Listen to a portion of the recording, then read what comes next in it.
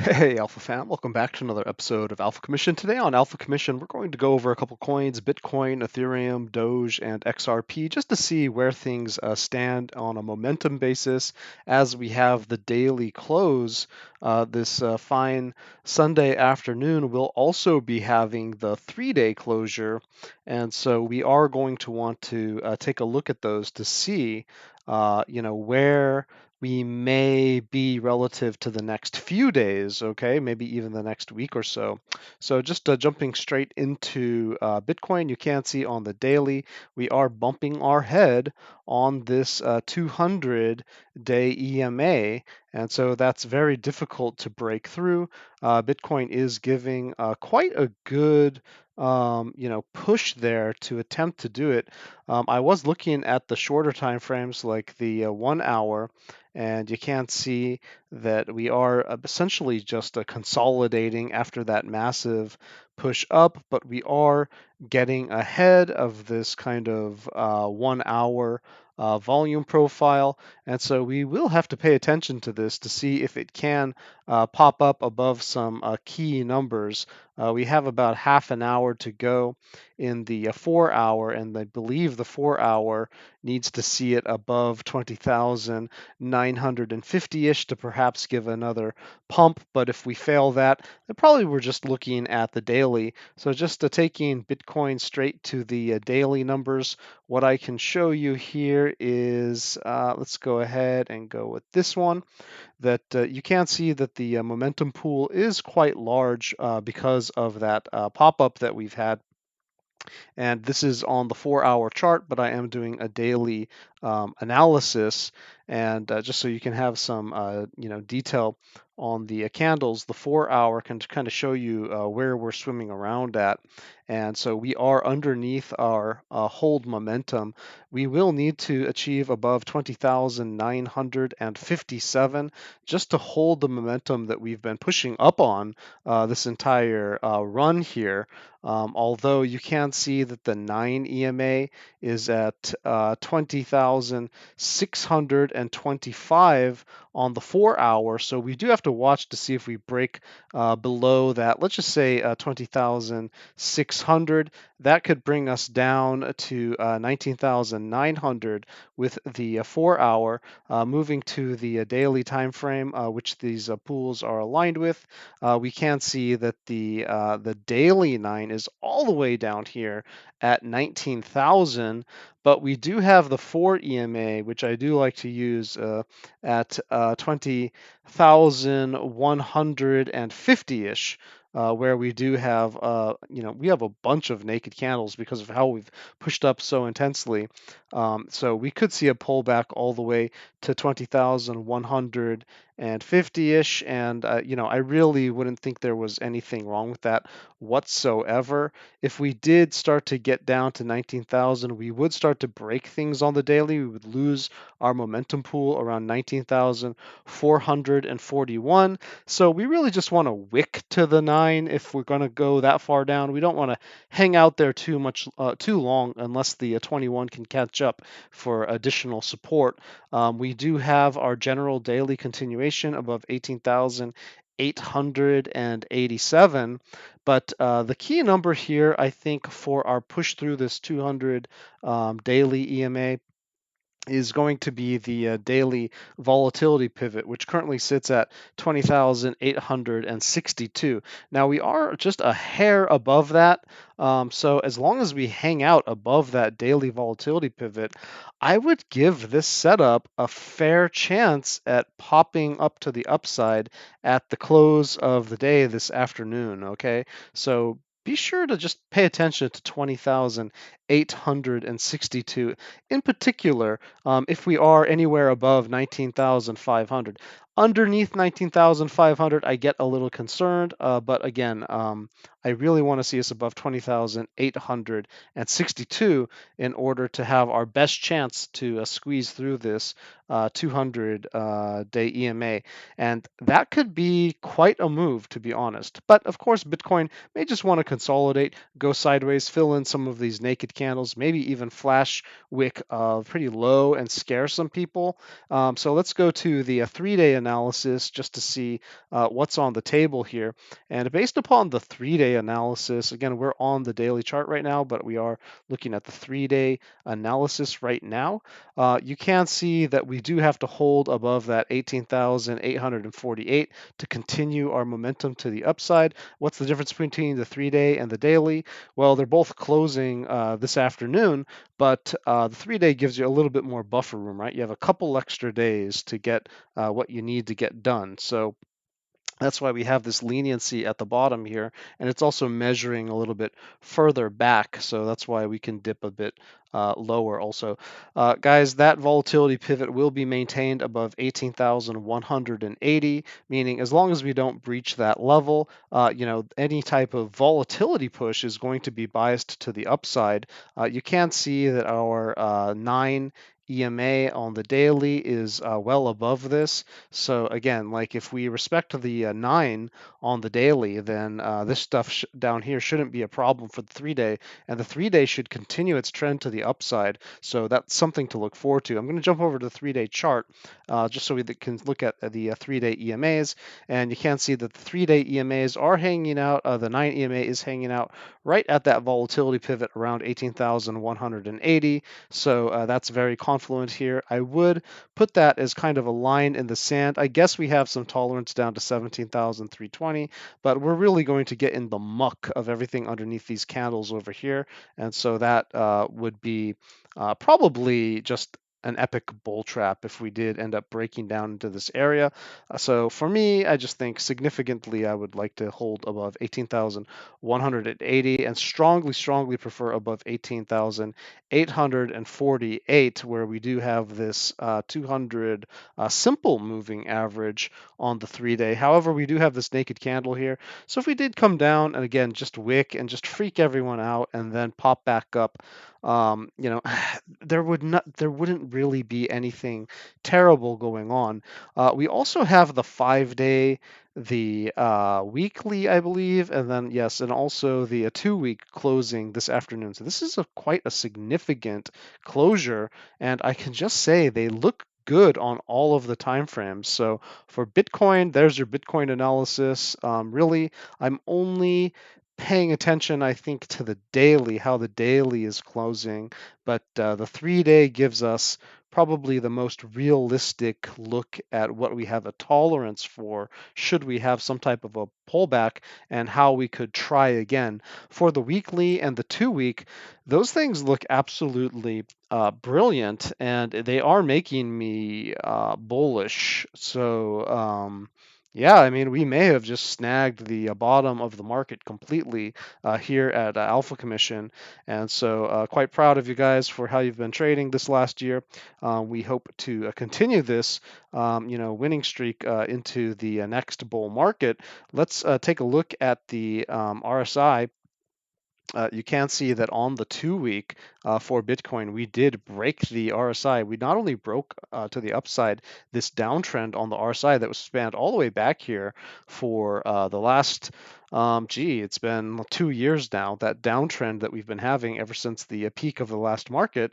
We broke out, we retested the downtrend, and then we got a higher low on the RSI, and now we're breaking above the EMA with this last kind of god candle on Bitcoin. So this is not only doing all of those bullish things, but also coming out of the bearish control zone.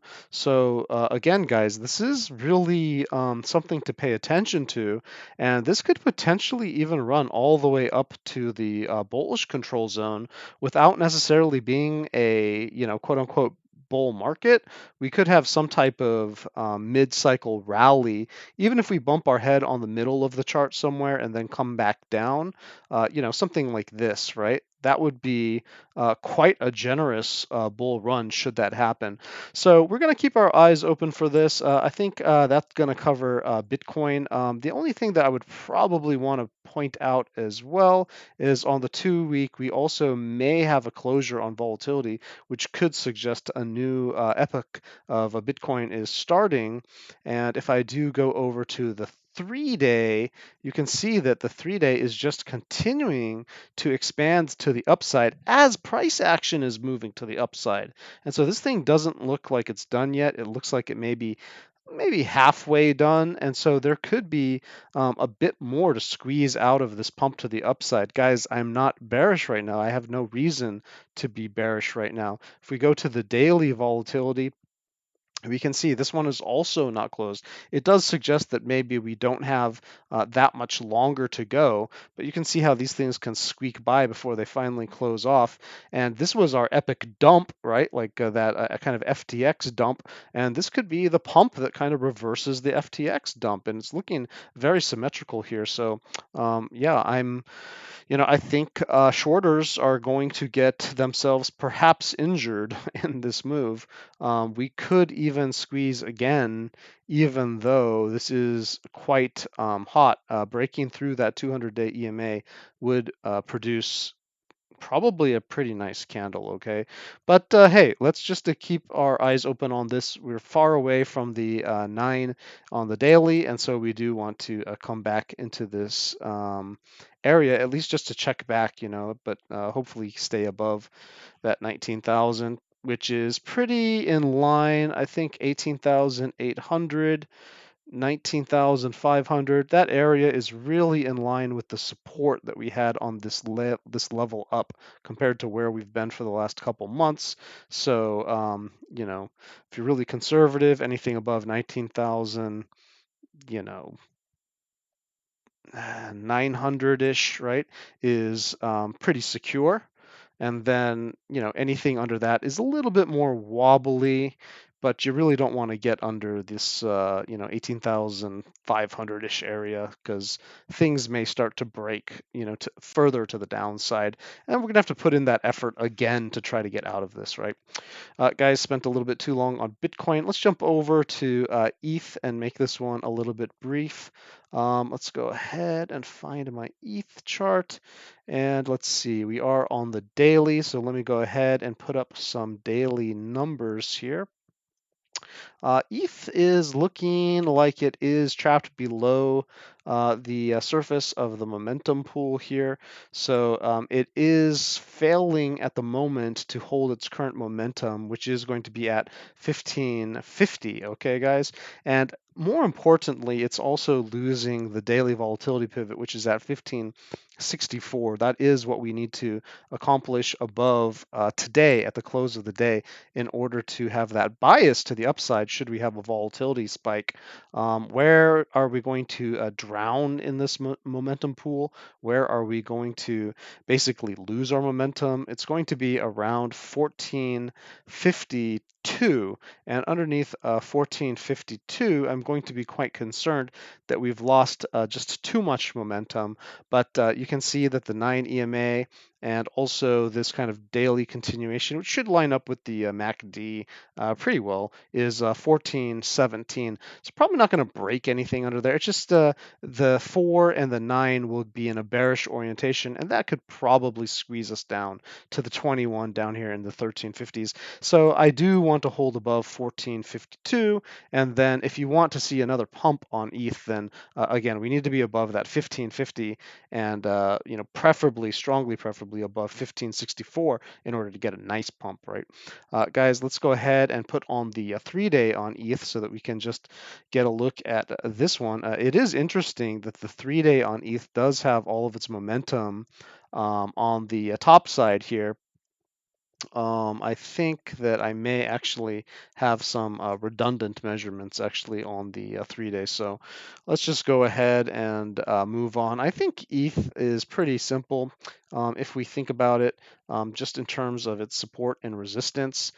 You can see that we do have a little bit of resistance up here. You can see this wick. You can see where we got rejected up here.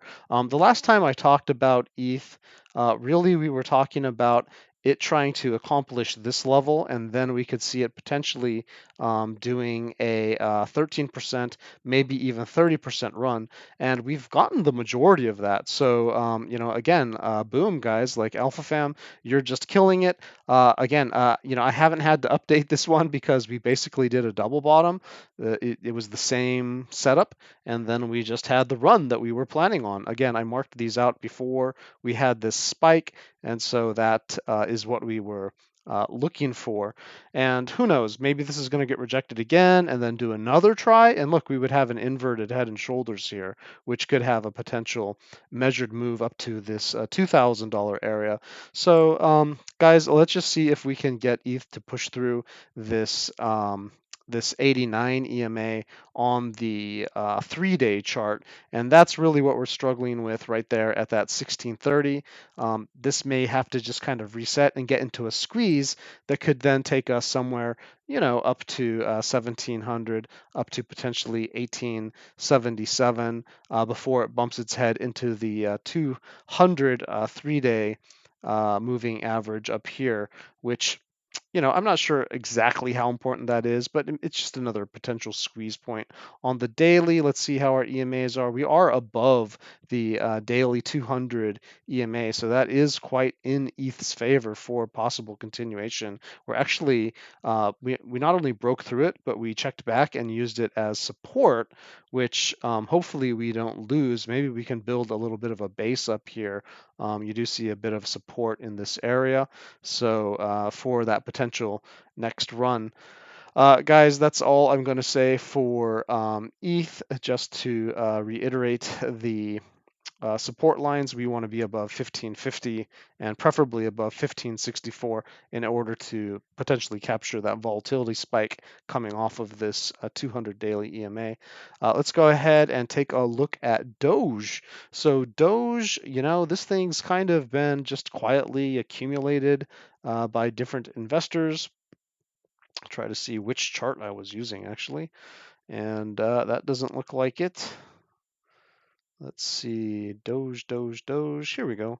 So Doge on the daily, we can see that just like these other assets, we pretty much are underneath the levels that we need to hold. This is a bit of a check back day, but just like other assets, we're above the 200 EMA as well. So we did get that brilliant squeeze all the way up to almost 9.5 cents, but we are having a significant pullback.